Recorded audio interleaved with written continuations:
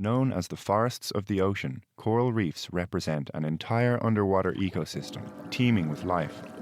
However, this ecosystem is under threat and coral reefs are disappearing. A lot is known about coral loss over recent decades, but less is known about coral loss over centuries. Researchers from the University of Queensland and Colby College in the USA have used 18th century nautical charts and compared them to satellite data to work out coral loss over a period of 240 years. I'm Michael Wheeler, and I spoke with lead researcher Lauren McClenahan, assistant professor at Colby College, to find out more. We were really interested in understanding how coral reefs have changed over time. We know a lot about coral reef change over the last several decades, but we really don't know as much about them over the scale of centuries when people started first interacting with these systems. What we did is use these really beautiful early British nautical charts to look at long-term coral reef change in the Florida Keys. Can you speak to the extent of the coral loss?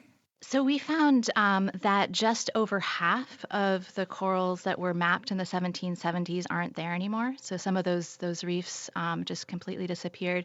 There were these areas of reef near shore that were completely eradicated by the time ecologists really started studying them. What would be some of the consequences? So coral reefs really are important for the rest of the species they support, as well as for the people that live near them. So they provide habitat for lots of different fish.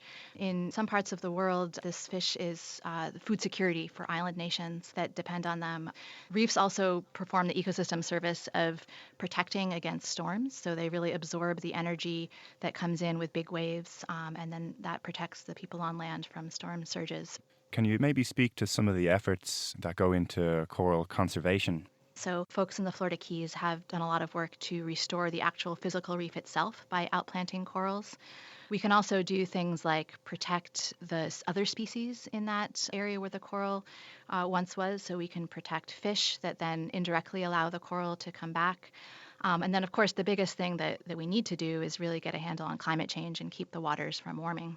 Yeah, it's interesting to think that back in the day they would have been mapping the coral because it probably would have been a nuisance to the ships. But, fast forward to today, it's the opposite.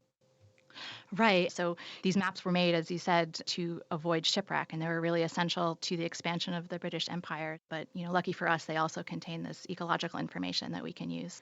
So what can you say about the quality of some of these maps?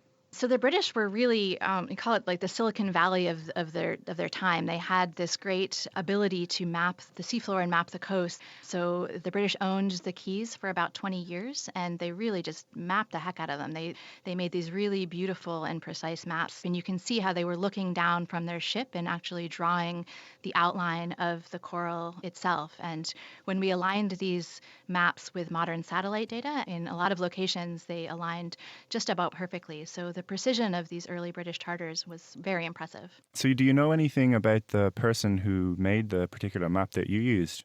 Right. So this chart maker was named George Gould, and he was a cartographer for the British Admiralty for about 20 years in the 1700s. And so he was sent to map Florida, and he mapped the southern part of the Florida Keys, the lower Keys. He finished that in 1774, and then he moved up and mapped the upper Florida Keys in 1775. And my understanding is he was actually taken captive by the Spanish, I think sent to Cuba and then sent back to England where his career ended. But he really, in the meantime, made these beautiful, beautiful charts that I think are really outstanding even among the British chart makers themselves. It's really interesting to think how such high quality work done over 200 years ago is still benefiting us today. Apparently he has a following among archivists as well because his work is just phenomenally beautiful. And he also included information on where the turtles nested and other things that, to me as an ecologist, I find fascinating and really interesting, but really just speak to his skill as a natural historian as well as an excellent cartographer. So the modern problem of coral loss may have more historical roots than previously thought. That was Lauren McClenahan, and her work was published this week in Science Advances.